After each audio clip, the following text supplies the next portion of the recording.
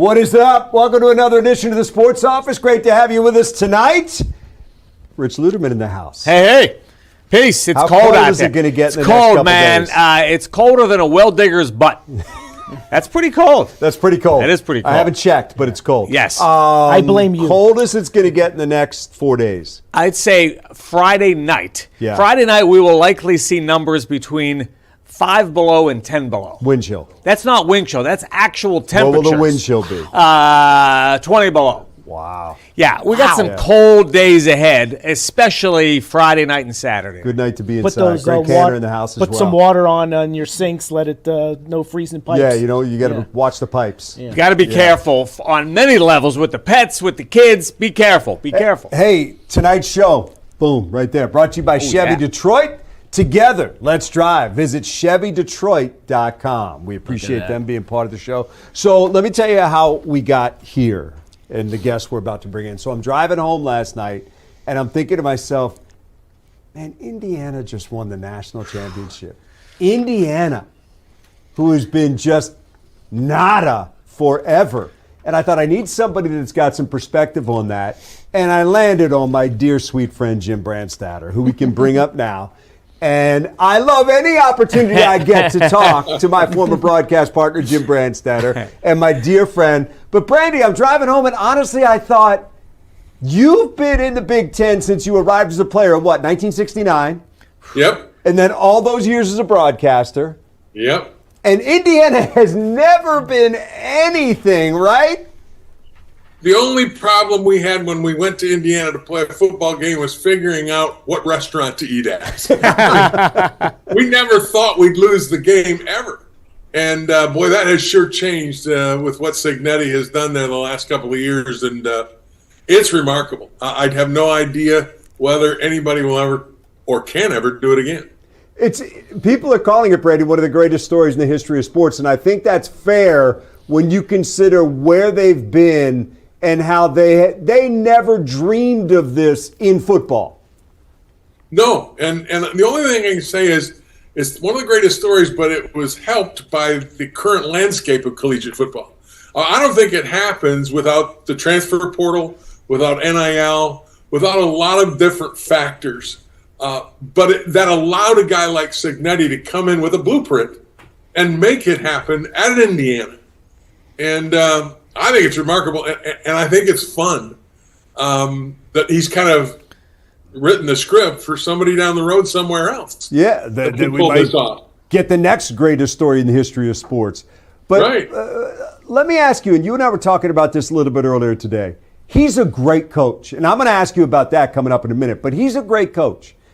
And if he'd have gone from James Madison to Indiana under the old rules, he probably would have won some games. But what was possible for a Signetti before we got to NIL and before we got to the transfer portal? The most important thing, I think, is the evaluation of talent. I mean, when you look at what he's brought into Indiana with this group, and I know you want to say before this, but this group, there aren't a lot of 5 stars there. I mean, there aren't, quote unquote, as a recruiter class, there aren't a lot of guys that are the greatest high school players on the planet. But he built a team. And I think Kirk Herbstreit, who's that great college announcer that we all know, talked about it, that he understands team building. He understands loyalty. He understands playing for the other guy. The most important name on the jersey is the name on the front, not the back. Yeah. And I think that's one of the things that he brings to the program in everything I've read about him or seen about him. And that's one of the big factors. Back to my day, Bo was the same way. I mean, you go back to that speech where Bo talks about the team. Right. It's not about us. It's not about me. And I think that's what Signetti brings to and he gets them to buy into it. He believes it. And let's not downplay the fact that he's had to have great assistants to develop that talent, that 3- and 4-star talent, into national champions. And you got the quarterback to embrace that. Brandy brought up the point today that they went and brought that quarterback in. And I don't know if he saw a Heisman Trophy winner or he saw a national championship quarterback, But he went out and got that kid, and then he turned him into a Heisman Trophy winner, a national champion, and soon to be the number one pick in the NFL draft. That's what I mean about evaluating talent. Yeah. Did you hear about Fernando Mendoza before this year at Cal? I mean, not a lot. Not unless I was watching TV at 11 o'clock on Saturday night. Right. But this kid, he saw something. And he saw an offense that fit this kid. And he coached him up, put him in it, because he didn't turn out to be accurate overnight, did he? He must have been accurate before, but Cignetti saw that. His coaching staff saw that. And they said, we can make it work with this kid, and they found, quote-unquote, lightning in a bottle. But I think they found it, but they nurtured it. So don't ever forget the nurturing part. And they found a kid who's humble enough to embrace that team atmosphere, to say, this is not about me. He constantly says it every single time he's interviewed, and that just trickles down to the rest of the team, I would think. Well, but it's not just him. It's the rest of the team. Right. They, I think, believe the same way as Fernando does. I mean, one guy doesn't turn it on or off. It's that defense. It's that defensive line. It's that offensive line. They all are the three musketeers. It's one for all and all for one. And it's not just if the quarterback has it, that's kind of a catalyst that brings everybody along. But you got to have it. It doesn't just happen. You got to have it within your body, within your heart, that this is what I want to play for. There are a lot of guys out there that want to play for the best NIL money, but how many guys out there want to play because I want to win a championship? I'll turn down the money, but I want to win a national title. Can I do it here? That's the guy Cignetti found, and that's the guy that won the national title last night. Two-part question, Brandy, and I'm only going to give you half of it to start with. Is it sustainable at Indiana for Curt Cignetti? I think so. Given the landscape, he's got he can tell people it works. Yeah. Come on over, we'll win. And there's no evidence to the contrary. So, yes, I think in Indiana it can. I'm not going to say he's going to go 16-0 all the time because everybody else out there is doing the same thing. Which brings me to part two of the question. If it is sustainable at Indiana, how many other schools that we don't consider on the grid right now, I don't know if you can find, like a Maryland, I don't know if you have to find a Cignetti and how hard those guys are to find, which is obviously extremely difficult. But how many other schools are now looking at this and saying, why not us? Exactly, and that's the point. I'll bring up a name for you, Vanderbilt. Yeah. There's a team that this year made a little bit of noise, but you know what? With a few guys here or there and a belief in some, they might be one of those guys. But every coach in America right now is looking at the model that Cignetti had put out there, and they're saying, why not us? Yeah. It's finding those players, finding that group that wants to be the team, not necessarily but you can build a team quickly because of the transfer portal. It's not about recruiting a class out of high school and then building that class so that they can be juniors and seniors and excel. It's like this group of Indiana players, they're a veteran team, but they're not a homegrown veteran team. Both their running backs came from different schools. Their quarterback came from a different school. Their tight end fullback came from a different school. 2 of their 5 offensive linemen came from a different school, and they're all juniors and seniors. That veteran group buying in just fits like a glove for success. Hey, Jim, I got a question for you. Back in our day, in the 70s, the 80s, the 90s, you'd see a national champion 11-0, maybe 12-0. Now you're 16-0. What does that do for the student athletes and the staff? I mean, all of a sudden, there's a lot more games than there used to be. I don't want to sound jaded or cynical here, but collegiate football, how much are these kids going to school? When I played back in the ancient ages, 69, 70, and 71, I went to Michigan for one reason, to get a degree. I never got paid, and after 4 years, I had my diploma, and I went out and tried to find a job. I don't know whether that's the case in modern-day collegiate football.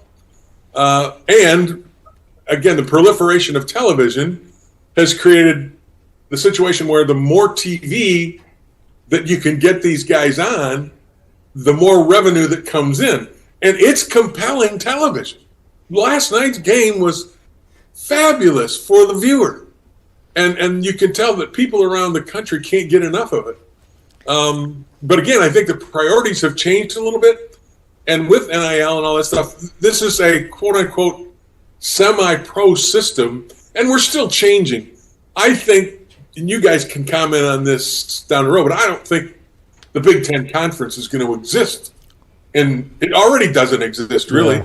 The Pac-12 is gone. I think there's going to be a super conference at some point, and you're going to play a 10-game or 9-game regular season, have a 16 or 24-team type playoff, and the winner's going to play 16 games like the NFL.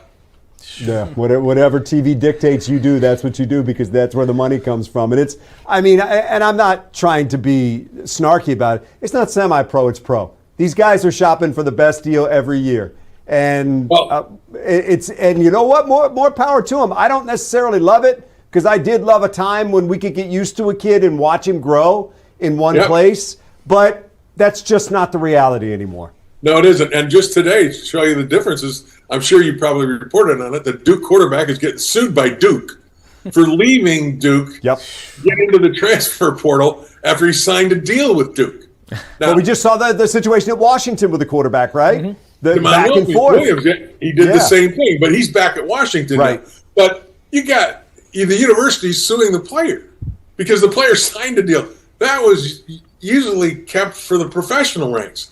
Well, obviously, like you said, Dan, it isn't semi-pro anymore. It's pro.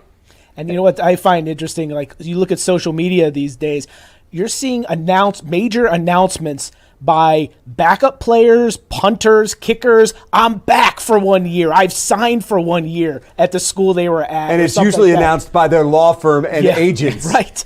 It's like, wow. Well, Carson Beck, who played for Miami last night, was quoted, I'm down in Florida now, but we were reading newspapers that he hasn't gone to school in 2 years.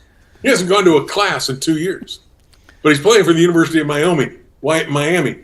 So you guys can take that for what it's worth. Yeah. I did that as well, but I wasn't playing college football at the time. Hey, I was hoping you wouldn't say that, because that's your category. There might have been some attendance issues somewhere along the way. I majored in recess. Hey, Brandon, what does this do to the landscape for coaches that now come into programs? And I'm talking about Kyle Whittingham, talking about any new coach that comes in.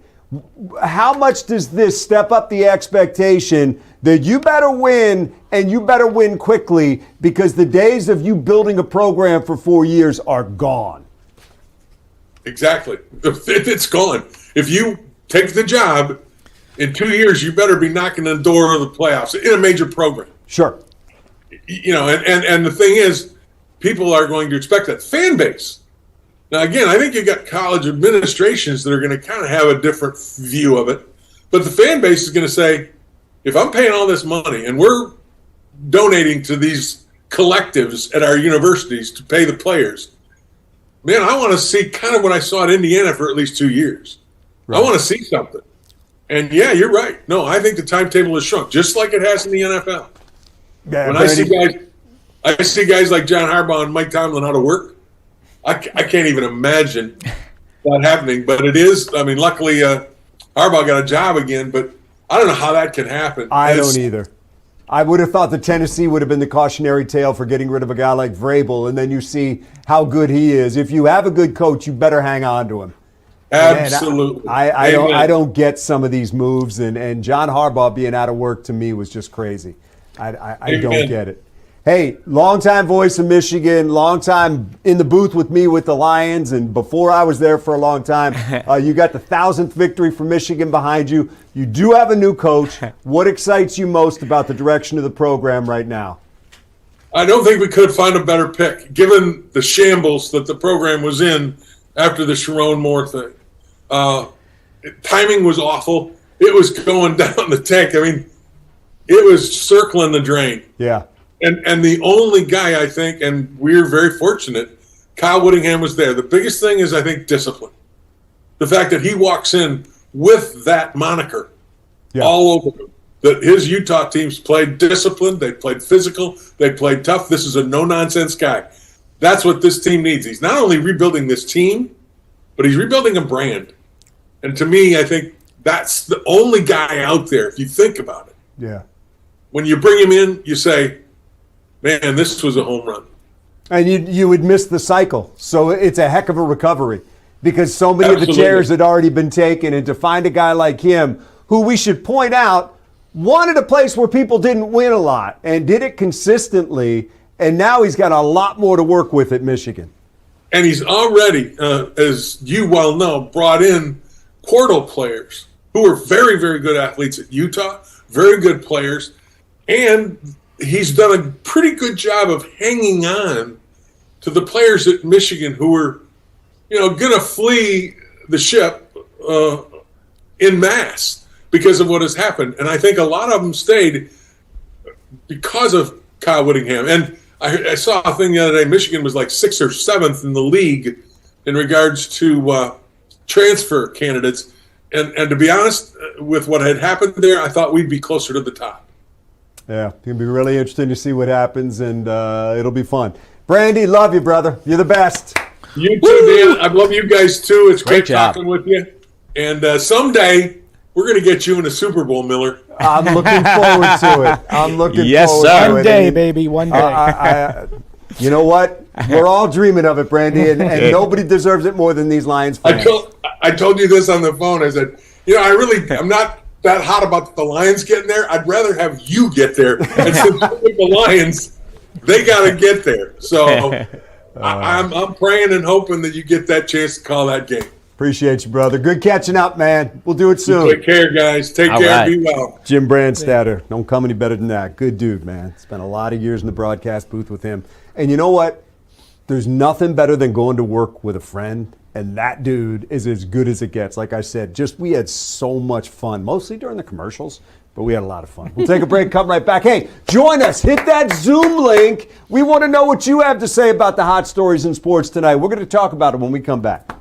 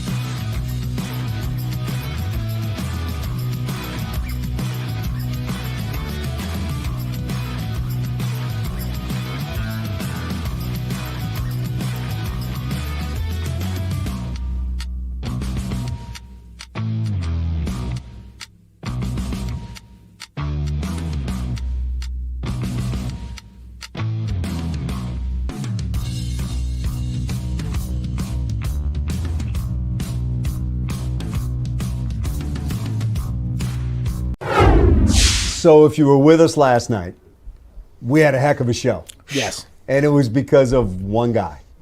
So are we about to do a wellness check? We're going to do a wellness check on our guy, Woody Woodruff, our favorite Miami Hurricane, who joins us now after a tough loss in the National Championship game. Oh, man. What up, dog? He's a man of his word.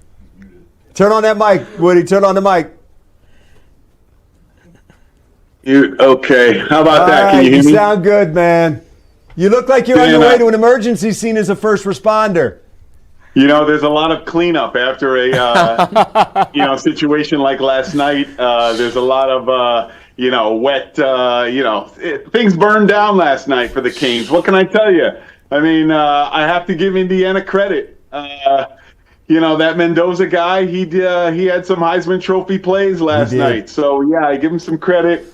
And I'm still picking up Miami gear all over the floor here. It's wet. It's half charred. It's not good. What a crazy run of emotions, though. I mean, it's a tight game. They blocked the punt. Feels like it's getting away. Then you get right back in it.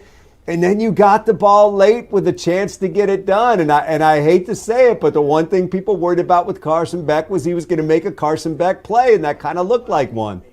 That exactly was one, Dan. An interception, driving for it, throwing into the wrong coverage. There were two guys on that side of the ball. He should have went the other way, but he did not. And because of it, we're sitting right here. I mean, it was tailor-made for us. I mean, a 28-27 win would have been really nice and really good. But again, congratulations to Indiana. I mean, an undefeated, 16-0 season? 16-0. Indiana, dog. Indiana. I have to give them credit. But you know what, Dan? What does this say about the Big Ten? I mean, they have the last three national champions now. Yeah. I mean, it's like the opposite of basketball. Yeah. Well, I mean, it's obvious. Yeah. Basketball hasn't been great in the tournament. But no, this is obviously a heck of a statement for them. And we were just talking to Brandstatter. I don't think Indiana's going anywhere. I think Michigan's now got a significant adult in the room, and Ohio State's not going anywhere either. No, but what an impact Signetti makes when he comes in and does this. You know what I'm saying? I mean, right now it's like, okay, you want to sit at the table? You better talk to Kurt because he's the guy who's handing out the invitations. Woody, it really is one of the greatest stories ever in sports. I mean, this guy comes from James Madison to Indiana. Right. And wins a national championship. James Madison, Harrisonburg, Virginia. Hey, I'm going to tell you right now, Dan, it's reminiscent of Howard Schnellenberger coming to Coral Gables back in the early 80s to take an unknown Miami team, to the Orange Bowl and beat Nebraska for the national championship. So, yeah, it's similar to that. I mean, after that, we went on a little run where I believe I was saying we have 5 and we're wanting 6, but they now have one. They now have one, and congratulations to them. And Fernando Mendoza, obviously, he's probably going to go first in the draft. You got to think, right? He is. He's a Raider. Woody, good stuff, man. We appreciate you. I know you got to continue to go through the debris and try to find out where that fire started. So you be careful, report back to us, and we appreciate it. Yeah, the arson report will be out soon. Check the report. Appreciate you. Woody Woodruff joining us right there. More Zoom calls when we come back. Let me see if I can do this. Is it right there? Right there. Bam. We'll check when we come back.